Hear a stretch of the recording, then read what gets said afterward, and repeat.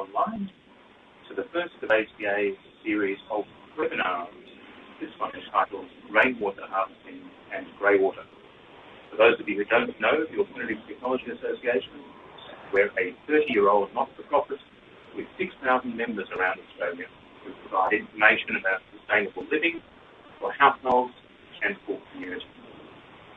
If you want to know more about the ACA after today's webinar and about our two sustainable living magazines, Renew and Sanctuary, please feel free to visit our website at www.aca.org.au. Today, we're very excited to be trialling a new approach to reaching a widely distributed audience with the sort of information we think is important for living a sustainable life. We've been thrilled by the response that we booking for today's webinar. We have over 250 people hopefully online as I'm speaking. Thanks in particular to our friends at MECU for supporting this series of webinars. We would not be able to hold this series without the technical support. In terms of today's webinar, the ins and outs of greywater and rainwater harvesting, I'd like to now welcome Adam Maxey, our water policy project manager, who will speak to you and give you a presentation for the next half hour or so. At the end of that time, there will be 15 minutes for questions and answers, which you can enter using your keyboard and the screen on the bottom right-hand side that you're looking at the moment. Can I now, without any further ado, hand over and welcome Adam Maxey. Thank you, Ian. As Ian said, my name's Adam Maxey. I'm the Water Conservation Project Manager for the ATA. My role involves overseeing water-related projects, giving advice on water-related products and strategies, and advocating for sustainable policy development. Now, as Ian mentioned, sorry, I'm just getting slightly used to this technology. There we go. We are a not-for-profit organisation, and one thing we do is produce two sustainable living magazines, Renew and Sanctuary. Renew is a bit of a DIY magazine, and Sanctuary is more of a sustainable architecture magazine, and you can get those from the ATA. Now, over the next half an hour or so, I'm going to be talking to you specifically about domestic rainwater harvesting, rainwater tanks and greywater systems. I'll go into as much detail as I can in time, and I'll also talk a little bit about our Tankulator, which has just been developed with funding from Sustainable Victoria and developed by the ATA. So while it's a bit of an overview, I'll try to cover as much as I can. Okay, now unfortunately this slide is missing. It's only one of two that are, but what it was a graph on water conservation from Melbourne Water, and what it highlighted was where water storages are and their predictions of where water storages would have been without water conservation. The only reason I wanted to show something like this was that... could you take Adam's camera off while he's talking? Okay, sorry, getting a bit of feedback through this. Unfortunately, there has been a bit of complacency that's crept into the water conservation arena, largely due to large infrastructure projects and good rains that we've had, including today in Melbourne. But what I wanted to highlight was that from the ATA perspective, we believe that diversity is the key to future water storages, and that includes centralised, decentralised and home harvesting systems. And so in that we're talking about rainwater capture and greywater reuse as well. Okay. So on that note, let's get talking about some tanks. As many people are probably aware, there's no one-size-fits-all, but there are many options and solutions, but there are a few basic things you need to know when considering to buy a tank, and anyone who's been through this process will know what I'm talking about. I'm going to go through a few of those things today. The first thing you need to consider is what do you want to use the water for? This will determine the type and size of tank you'll need. Are you intending to use the water just in the garden, or do you want to use it internally? Is your motivation to conserve water or just to keep gardens alive during times of dry periods and water restrictions? Figures around Australia suggest that around 80% of all water use occurs internally inside the home, so therefore if conserving water is your main priority, then you will need to be thinking about bringing that water inside. However, you'll need to think about things like, does your plumber have access to intercept laundry and toilet plumbing pipes and potentially hot water systems if you think of going that way as well. Other things you need to consider are where to position the tank, and while this sounds rather basic, I have heard of examples where people have bought their wonderful big 20,000 litre tank, got it delivered on a truck and couldn't get it round the back, either through either side of the house. So this sort of thing does happen. And then, of course, there's filtering the water. What type of pump to use? Are your gutters adequate? Do you want mains water backup, or would you prefer to have manual backup?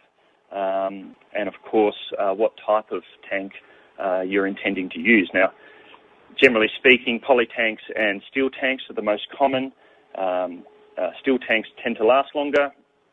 They can be recycled, particularly stainless steel tanks at the end of their life. Obviously, poly tanks are cheaper, but currently most of them aren't getting recycled, so they are ending up in landfill. So it's something to consider if you're thinking about a holistic approach. And of course, if there isn't space in your property to fit tanks, particularly in urban areas, then it's worth considering going underground.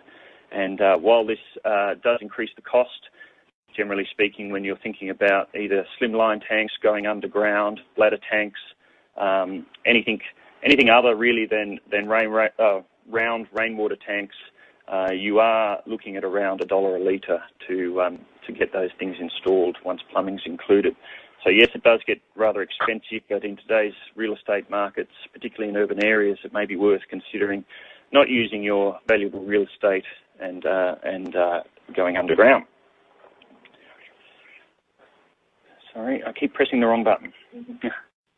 Now, there are other options to go underground. Crates are being used in areas, particularly where cranes can't get into the back to drop in a concrete tank. They are fairly labour intensive, so again the cost remains about the same, but as I said, it doesn't require cranes and that sort of infrastructure to get these tanks in the ground, although you do need to be careful of large trees in the vicinity of these tanks for tree roots getting in, so that's one thing to consider. Another option, of course, is bladder tanks, which are great for under decks and houses. Bladder tanks have been used for a long time, particularly in the chemical industry, so they're not a new product. A lot of people have talked to me about rodents and whether rodents can get into bladder tanks, and I certainly haven't come across that, but perhaps if people have at the end of the seminar, we can discuss that. Obviously, you've got to keep sharp objects away from these particular setups and be careful how you install them, and obviously remove all sharp objects. But they are very effective. Now, the next slide, I only really put this in because I really wanted to highlight the inventiveness of ATA members. A few years back, one particular ATA member was putting in a deck on the back of their property, and they decided that they would like a bladder tank to go under their deck, but they couldn't afford it. So they went to Kmart and bought a 7,000 litre, $150 kids rainwater swimming pool. And they put that under their deck. Now, they Mozzie-proofed it, and they had the cheapest bladder tank on the market.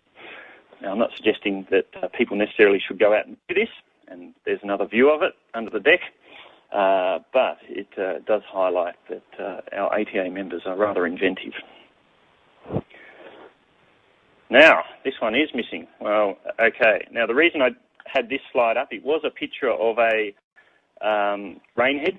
The rainhead was at ground level to show you that one advantage of underground tanks is that you can have your rainheads, which are an important part of filtration, which I'm going to go into in a minute, located at a nice, easy level to clean. So it's certainly something to think about, particularly if you have a lot of vegetation over your roof catchment. Your rainheads are going to clog up fairly quickly, and they're going to need cleaning out every couple of weeks. And of course, if they're up high, because you've got above ground tanks above your tank level, then you're going to be needing ladders to get around and clean out your rainheads. And obviously, if you go underground, you can place them down lower. So that does lead me on to filtering rainwater, and I know I went through that fairly quickly in terms of tanks. There are a lot of options out there, but I kind of feel people are pretty au fait with what's out there. I would argue that pre-tank filtration is probably one of the key steps in tank setups, and it's probably worth spending a bit more time talking about this rather than tanks themselves. So one thing you need to do is to keep debris from entering your tank. It's imperative to keeping water clean. You need to avoid, as I mentioned, overhanging vegetation over your roof catchment. Avoid build-up of leaves and debris in your gutters, either by having good rain heads pictured on the right-hand side there, first flush systems, the pipe that's running alongside the rain head, and then post-filtration being cartridge filters or the like. Now, once you've sorted out your pre-tank filtration, which I stress is probably the most important step, then you can start thinking about post-filtration. Now, if you're going to use your water externally, just on the garden with a hose, then you're probably not going to have to worry about cartridge filters, or certainly not have to worry about anything like UV filters. You probably just a disc filter or a screen filter post-pump will be enough. However, if you are going to bring that water internally, then you definitely need to think about sediment filters to keep your clothes clean if you're going to be washing your clothes with rainwater, and obviously to stop clogging up hot water surfaces, washing machines and cisterns. So filtering is definitely a key aspect to successful rainwater harvesting. UV filters, which is the picture in the middle. A lot of people who don't have access to their plumbing, and I've seen this in many urban settings, instead of trying to go underground to connect up to cisterns and laundries, what they tend to do is to intercept at the mains, come into the home, and so the whole of house is rainwater. Now, what that requires, of course, is some fairly stringent filtering of that water, and UV is about the safest method for that, and I've seen that in a few urban situations. And obviously on that, you need to check your local government and regulations vary from state to state, so you need to check that. Bear with me a sec. Okay, there we go. Oh, it is missing. What a pity. What I was going to show you here was my very own rain head that gets clogged up with plane trees, because we have plane trees above our roof catchment. Our rain heads work beautifully in collecting the plane trees fibres, but they clog up very quickly. And so in order to fix that, in hindsight, a first flush system would have been ideal, or enclosed gutters that stop the fibres from getting into the downpipes in the first place. However, I don't have that beautiful slide to show you of a sludgy rain head, so I'll move on. Now, first flush systems, as I mentioned, this is an important part of keeping your rainwater clean. Essentially, a first flush system is a chamber before the inlet to the tank. It has a floating ball in the chamber. As the first flush of dirty water comes in, down the downpipes, it fills up the chamber. The ball reaches the top of the chamber, blocks it off, and clean water then flows off into the tank. Now, of course, with first flush systems, it is a bit of a trade-off, because obviously that water is not going into your tank.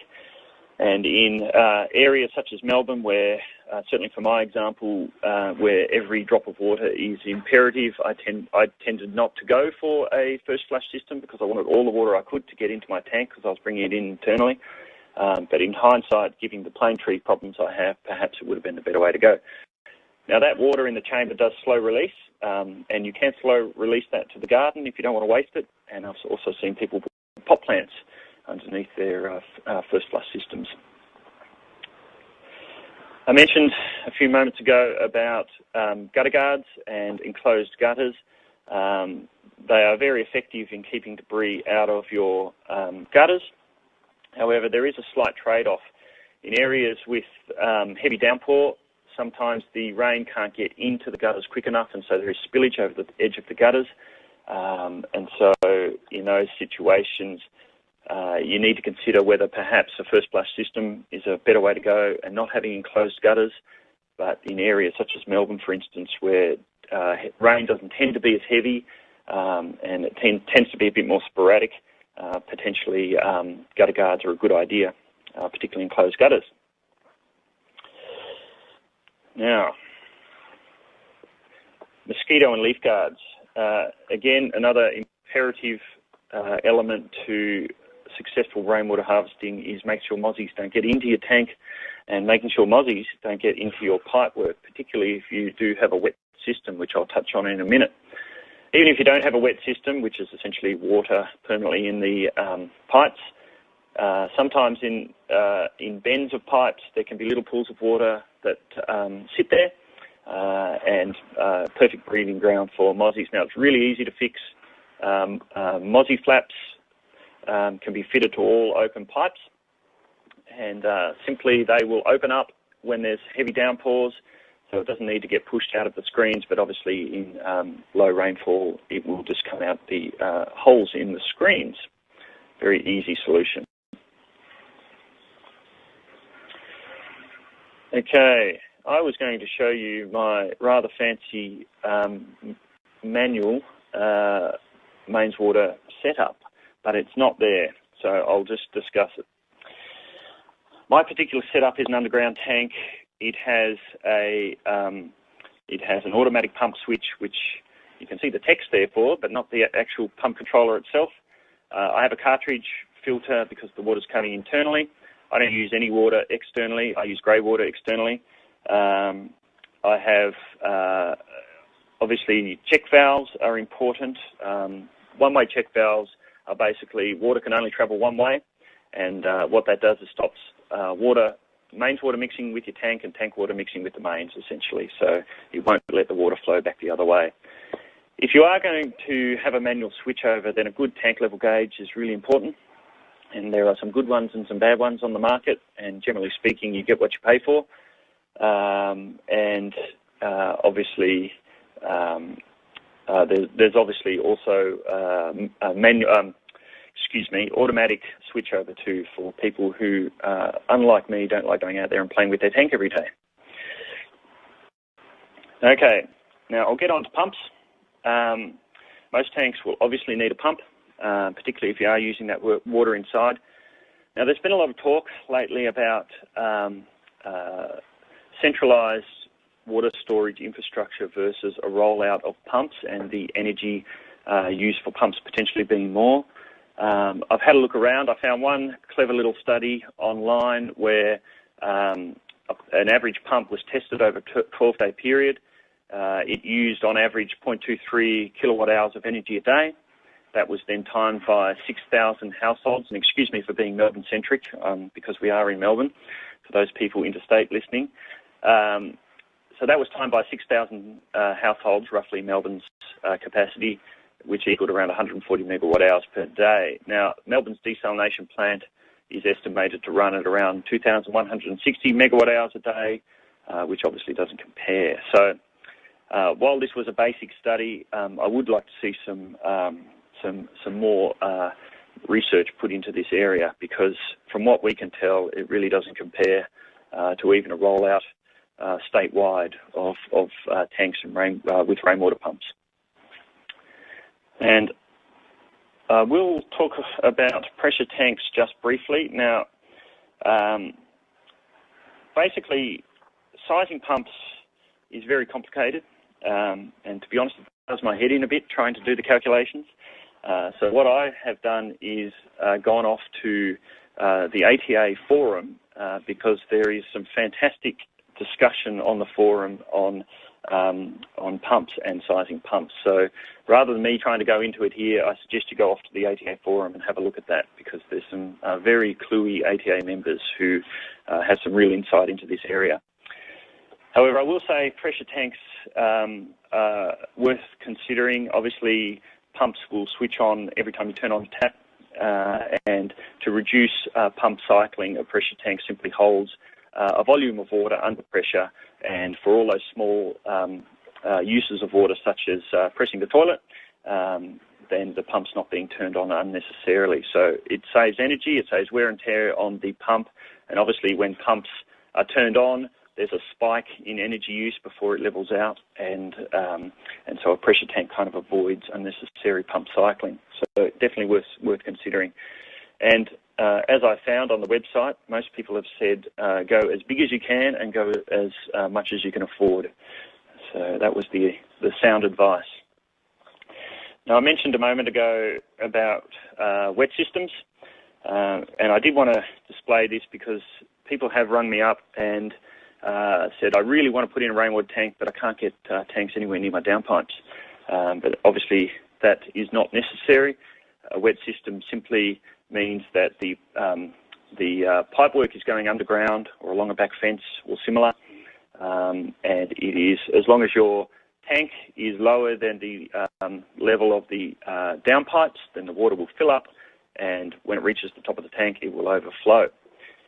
One thing that's imperative with wet systems, as I mentioned before, is keeping mozzies out of your system, because obviously water is sitting in there permanently, and having an inspection outlet at the lowest point of the pipework so that you can periodically flush out that water. So they're probably the main things to consider with that, and obviously a plumber will help you in designing that. This is just another example of a wet system whereby you can have a smaller tank that acts as a sort of transfer vessel for a larger tank at the back of the property. Works under the same principle in that pipework can run underground to the tank at the back of the property. Now, while we're on this, I was looking for a decent diagram on this, but I couldn't find one. Obviously, when we were talking about filtering water, the dirtiest part of the water is on the bottom of the tank. And someone suggested to me that one way of dealing with that dirty water is to run your overflow all the way to the bottom of the tank, inside the tank. And so therefore, every time the tank is overflowing, it's drawing from the dirtiest part of the water rather than at the top of the tank where the cleanest part of the water is. And it's just a really simple way of helping to keep your tank clean. And while I'm discussing cleaning tanks, the recommendation is around every 2 years to get your tank cleaned out. The Tankulator. Now, with funding from Sustainability Victoria, ATA was able to develop a free online rainwater harvesting calculator. It's taken us around a year to build. We think it's fantastic. It uses Australia-wide Bureau of Meteorology data, so rainfall data from all around Australia. You simply put in your postcode and it will use the data from the nearest rainfall station that has adequate information, and we ran a program to eliminate stations that don't have good enough data. It has interactive pages, an interactive page where you can play around with different inputs.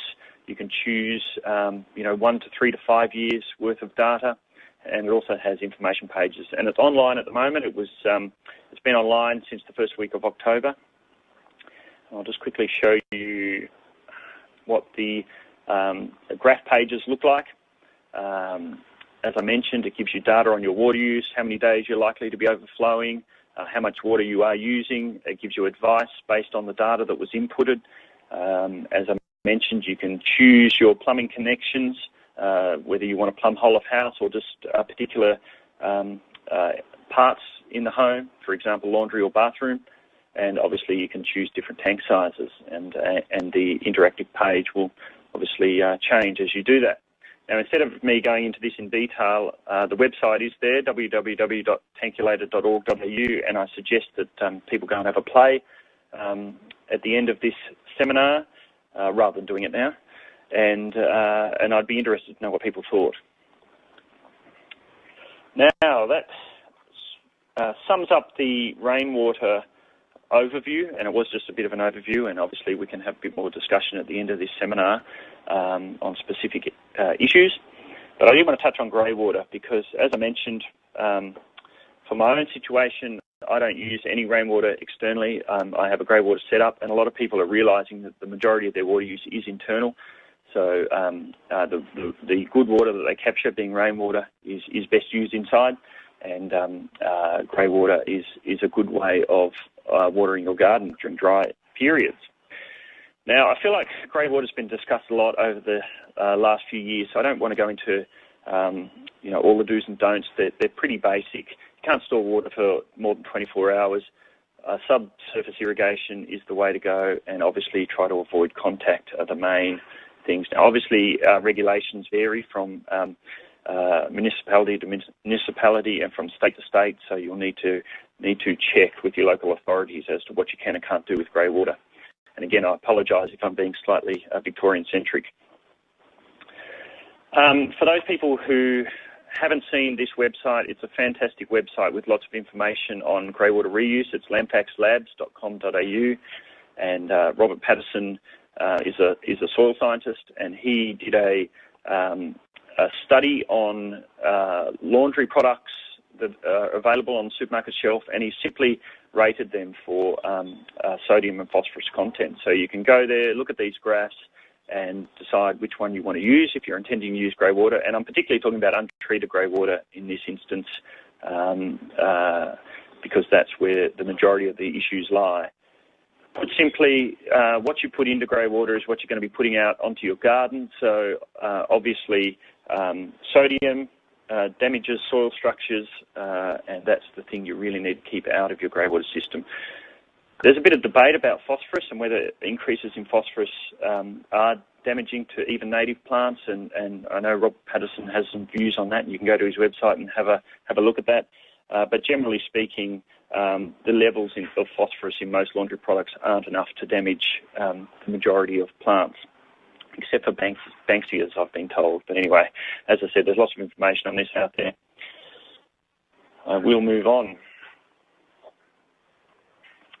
A three-way valve seems rather simple, but even with whether you're doing a DIY greywater system or whether you're buying a commercial system, having a good three-way valve or a gate valve, some way of diverting greywater before your actual unit. A lot of the commercial systems don't come with three-way valves, and so it's really up to you or your plumber to install this. The reason being is that during winter, a lot of the commercial systems use sump pumps to pump greywater out to sewer during a 24-hour cycle. Obviously, the EPA rule in Victoria, and I believe in most states, is that you can't store greywater for more than 24 hours. Therefore, one way that a lot of the commercial systems have dealt with this is to pump that out every 24 hours. And obviously, that uses energy, and a simple way of avoiding that is to divert the water before it hits the greywater system, particularly during winter. And I had to argue a bit with my plumber to get him to do it, but he did it in the end, and I'm very glad because I don't have to run any pumps during winter. Now, commercial systems, there is a lot out there now, but as I mentioned earlier, generally speaking, you get what you pay for. A lot of the cheaper systems tend to have cheaper parts, moving parts, pumps, etc. They tend not to have adequate filters, so do your research before you go and buy particular systems. Now, I want to show you this one. This is from the ATA 2005 trials. This little commercial systems, I think, is quite brilliant. I do like the KISS principle when it comes to most of these units. This one doesn't use a pump at all, but obviously you need gravity on your side. It's essentially just a big three-way valve, and it has a removable lint filter to remove lint from your going out into your garden and clogging up your system. Very simple. Treatment systems. Now, there's a lot of greywater treatment systems on the market, and while they do allow you, depending on your local regulations, to store water indefinitely because they deal with the bacteria in greywater, they don't deal with sodium because basically salts are an inorganic compound and they don't break down. So even with the treatment systems, and most treatment systems start at around $15,000, you still have to be careful about what you put in if you're using that water, whether you're using it internally or whether you're using it on the garden. So it does beg the question, is it really worth spending $15,000 on a treatment system? They are great for larger gardens because you can store that water, and you can obviously bring that water internally as well and to use in toilet cisterns and laundry, but you can buy a lot of tanks for $15,000 as well, so it's certainly worth considering. And I did want to show you this because this was, again, from the 2005 greywater trials that ATA undertook. Now, not a lot has changed in the greywater space in that time, other than there's a lot more systems on the market, so the principles are generally the same. But what I would like to say is avoid the engineering overkill trap, because whilst this is a fantastic sand filter, and sand filters are great for cleaning up wastewater, really effective way of dealing with wastewater, to me it's complete overkill for a domestic greywater system. This particular system took a year to get council approval, took 14 months to build.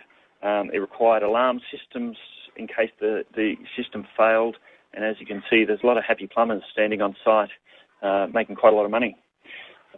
So my one bit of advice would be to avoid the engineering overkill trap when it comes to greywater. Simple is often the best. Now, I'll just quickly go through the pros and cons, treated versus untreated. Obviously, untreated is cheap and straightforward. It's recommended for garden use only. Can't be stored for more than 24 hours in most states in Australia. Generally speaking, it must be subsurface application, and obviously you need to monitor soil, plant and health, and obviously keep sodium out of your untreated greywater setup. Treatment, obviously more expensive, but the water can be used indoors for toilet and laundry, and you can store that water indefinitely. It doesn't get rid of all the salts, so you've still got to be careful about what you put in, but it can be stored over time, as I mentioned. Now, irrigation. I want to quickly go through irrigation because, again, a bit like filtering with rainwater, irrigation is the key to successful greywater use. Generally speaking, most drip irrigation systems will clog up, particularly ones that aren't specifically designed for greywater reuse. And even the ones that are designed for greywater reuse need flushing out fairly regularly. And obviously you've got to use not greywater to flush those out, so that's either your rainwater or your mains water. So I tend to go for Aggie pipe setups, although in this particular instance, and this was from the 2005 trials as well, unless you want a nice green strip going up the middle of your lawn, then you need to space your Aggie pipe around the 700mm mark. So obviously that was never going to keep all that lawn green, but there is one nice little strip up the middle which you could potentially play cricket on, I suppose, but not very good for keeping your lawn completely green. So generally speaking, lawn gets a bit tricky when it comes to greywater reuse, and generally garden beds are the easiest way to use that water. If you do have long runs in garden beds, then one effective way we found of getting long runs through Aggie pipe is to use purple pipe, punch large holes in it, and I say large holes so they don't clog up, every 500mm or so, and then the Aggie pipe acts as a vessel to hold that water, which slow releases into the soil, and obviously you put that underground so it's subsurface. As I mentioned, subsurface irrigation is obviously the way to go. One very simple method, and this is particularly good for the people that are sticking the old hose on the end of their washing machine, and a lot of people are still doing that, and it can be quite effective and cheap and simple, is to run Aggie pipes through your garden beds and stick a bit out at the end so you can put the hose in. Now, the advantage of this is that you can also use rainwater and or mains water if you're allowed to water your garden, so it doesn't have to be permanently grey water. And obviously most people have probably seen council plantings where young plants have a piece of Aggie pipe sticking out so the trucks can go around and water these plants. You can do that in your home as well. Dig a hole somewhere near the root zone, and this is particularly effective for fruit trees. And then you can obviously make sure you don't damage the root as you dig, and put a piece of Aggie pipe down there, and then obviously the roots will find that water. So I am speeding through this a little bit to make sure I try to get through everything, so I do apologise if I'm talking a little bit too fast. Now, one of the best DIY setups I saw, and it was featured in one of the Renew magazines, was specifically designed for grey water. So all the Aggie pipe layout was done prior to any plantings, which meant that sections of the garden could be cordoned off. So for particular watering regimes, some areas needed more water than others, and some areas only needed water during summer. So the whole system was set up to be cordoned off. And as you can see, all the Aggie pipe was laid prior to any plantings. All the 90mm pipe was run to different sections of the Aggie pipe, so only sections of that would be watered at any one time, and you would turn on taps to split those sections. This is what it looks like now, in fact, and there's a whole lot of fruit trees down one side of this property as well, which are rather healthy and happy. So I'll just flick back just so you can have a quick look. So that's kind of what it looked like, and that shot on the left is all the plantings that you see in this shot there. So very happy. And what this property also did was there's no lawn in this property, so no need to water lawn. Now what they did was they had a drum like this, or in fact this drum, up the back of their property, and it's full of reeds, sands and stone, and the grey water is pumped up to this drum and then gravity fed off to point distribution sections in the garden. And so it's filtering that water.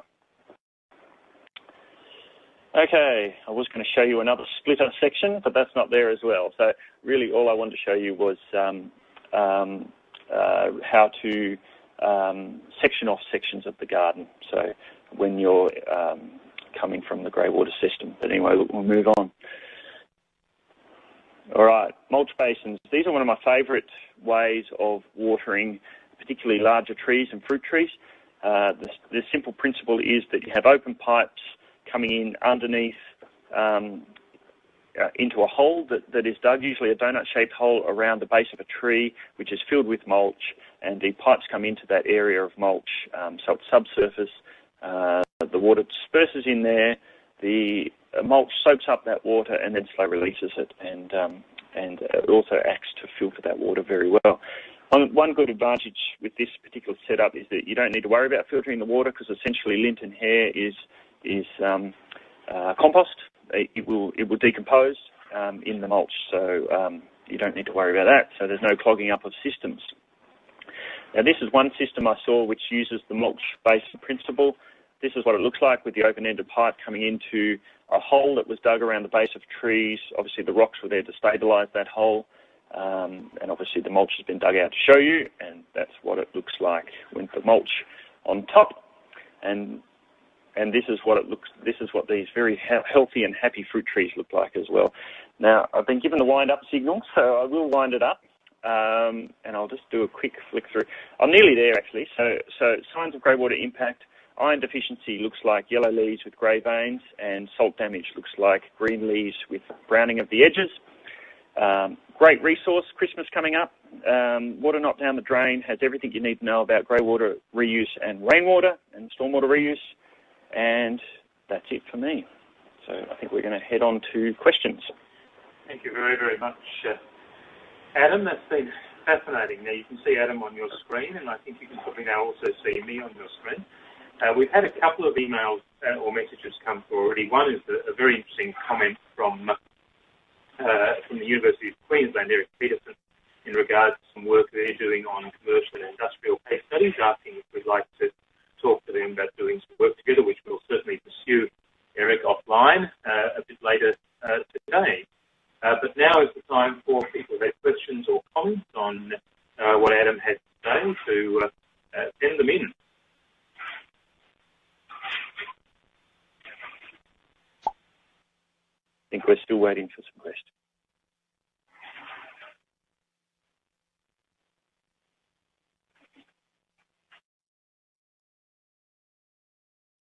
Adam, just a question I guess I had while we're waiting for people to frame their questions. With a system like Greywater, where do you go, or who are the sort of providers that you should go and talk to about a Greywater system if you're like me, not a particularly technical person?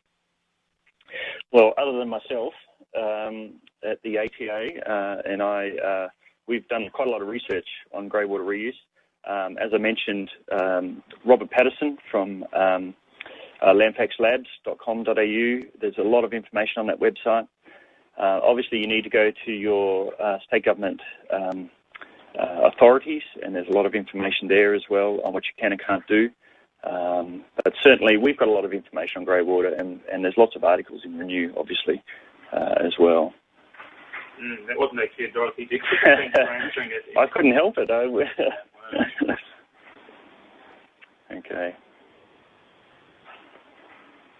Now, I could, while we're waiting for some questions to come through, my particular Greywater system, I've had a bit of trial and error with that. And since seeing the fantastic DIY system that was pumping up to the reed bed, I've started to convert my system to that particular setup as well. I originally used drip irrigation, and it just didn't work. It clogged up, and I had a lot of trouble with it. So I've since moved to the Aggie pipe setup and also filtering that water through a reed bed. And how's that gone? It's great. It works really well. Yeah. And again, that was an ATA member who was the wealth of information there. Excellent. And what size tank have you got? I've got a 22,000 litre underground tank, and that was the picture of that rather large concrete tank being craned into that hole. And the person at the bottom of that hole was in fact me. And that services whole of house. So we have hooked up to everything bar the, and I failed to mention this actually during the seminar, so thanks, Ian. Because we're in an urban area, we didn't want to drink the tank water necessarily, so we hooked it up to everything bar the basin cold taps and the kitchen cold tap, so that we could use mains water for that. So the issues around filtering weren't as great. We didn't have to go down the UV path. Excellent. We've got questions flowing through now, Adam. So let's start with a couple. Yep. Let me just start with one we've got from Dale Crosman. I've seen advertised recently about the tank vac, a device which cleans the bottom of the tank when it overflows. Have you got any feedback on that system? I don't actually know that system yet, so I'd be interested to find out more about that. But certainly a lot of the tank cleaners use a vacuuming type system to clean out the tank. So if there's a commercial system whereby you can do that yourself, I think that's a fantastic idea. Yeah. From Jane Burton, what would you suggest is the best way to stop mozzies entering a wet system from the downpipes? By having mozzie flaps, which are displayed halfway through the seminar. So simply they close off, and when water flushes, they open to allow water to flush off. And obviously they've got a screen on them, so mozzies can't get through. And you can buy them at from any plumbing supplies or virtually any hardware store that has any sort of plumbing supplies or rainwater tanks. Excellent. Question, just sort of scrolling back up from Rita DeHeer. I've lost the question, sorry, my apologies. From Rita DeHeer, thank you for having these people out in the country that can't get to meetings in towns. And Rita, thank you very much for that feedback. That's exactly why we've done this. Your question, did you say the reed bed systems featured in an ATA issue? That was a Renew magazine, was it, Adam? Yes, and I meant to look that up before I came up here and mentioned it. But from memory, it was about 3 years ago, so that would be around the 106 mark or somewhere around there. But I can find that out. If you shoot me an email at adam@ata.org.au, then I'll find out the exact article. Now, what about Tom DeGraaf asks, advise us on what steps you should take to treat rain or greywater for animal use? Oh, that's a tricky one. I would have thought animals are more robust than us, but greywater for animal use I certainly wouldn't recommend it, and most regulations say that you can't use it for animal use. In terms of rainwater, I would have thought that basic filtration would be fine for animals, but I certainly wouldn't be recommending using greywater for animal use. Cool. Thank you very much, Adam. Luke McDermott's question, with Aggie pipe, do you surround it with sand or gravel? Gravel is generally the accepted way of doing that. I haven't tried sand, but I imagine that would work quite well as well. But generally some sort of coarse medium. You can even surround it with mulch as well. That's another way to do it, but some sort of coarse medium that allows that water to flow out easily. Excellent. Thank you. We'll rush through these because there are lots of questions coming in now. From another question came up just then from Eric Peterson from VU and UQ. Are there washing machines for automatic diversion of first to sewer followed by irrigation? Because it's time-consuming to manually divert. Oh, good question. Not that I'm aware of. One thing that we've done with our particular system is just put the three-way valve under the sink next to the washing machine itself. So when we were renovating, we obviously had access to underfloor, and it was very easy for us to divert using a manual switchover in that way. Now, obviously, we put another one that was close to the Greywater system as well, so that if you're doing a wash or you're doing something in the sink and you wanted to quickly divert to sewer, you could do it from under the sink, but then during winter months, if you wanted to do it permanently, you'd go outside and do it. But I'm not aware of any commercial setup where that's available. Excellent. Dale Crosland's pointed out that the tank vac system was advertised previously in Renew and Century. Thank you very much, Dale. I've heard it's a really good magazine. I really should read it, yeah. Mark Facer, Mark, I hope you've got your surname pronounced correctly. Do you have an example diagram of an overflow that takes water from the bottom of the rain tank, especially to avoid siphoning? I did have one, but it was copyright, so I couldn't use it. But I could potentially draw you a little example of it if you send me an email, and I will send that to you. Essentially, on all tanks, there's an overflow outlet at the top of the tank, above ground tanks, and all I'm talking about is continuing that internally inside the tank and drawing just normal 90mm PVC pipe all the way down to the bottom of the tank. So it's drawing from there. So it's mirror imaging the overflow on the outside internally in the tank. A nice comment from Rita to hear. Rita said, tank would be good to keep cane toads out of your system and good for frogs. I agree entirely. Absolutely. And that takes us away from being so Melbourne-centric. That's right. Now, let's just move down and see what other questions we are getting. A comment from Eric at the UNUQ. Poultry are not salt-tolerant. Cattle and sheep can handle a lot more sodium. Thanks very much, Eric, for sharing that. And I guess that gives us a good example of why our ATA forums are so useful to us. We set up these forums online some time ago. They're accessible from our website, www.ata.org.au. And the forums are a place where members and indeed non-members can share information, ideas, and their suggestions around sustainable living. Very often, I'm sure Adam, you'll back me up, even if our most technical staff don't have an answer to something, we'll sometimes talk to the members through the forums. And absolutely. I've got a lot of great information myself on the forum, and it's actually the first place I go to when I don't know something or I get a tricky question from a ATA member. I'll go off to the forum. Excellent. Do people have other questions? I think we've worked our way through the ones we've got so far. We've got from John De Bruin. Again, John, I hope I've pronounced your surname correctly. How much height difference is needed between rainhead and top of tank in a wet system? Yeah, that's a good question. I think it varies, and generally speaking, the systems that I've seen have around 300 mil to 400 mil height difference, somewhere around that vicinity. But as I said, I think it depends on flow into the tank, how many downpipes are coming into that particular setup. So I think you probably need to book to a plumber to get that exactly right, but somewhere in that range will do the job. Excellent.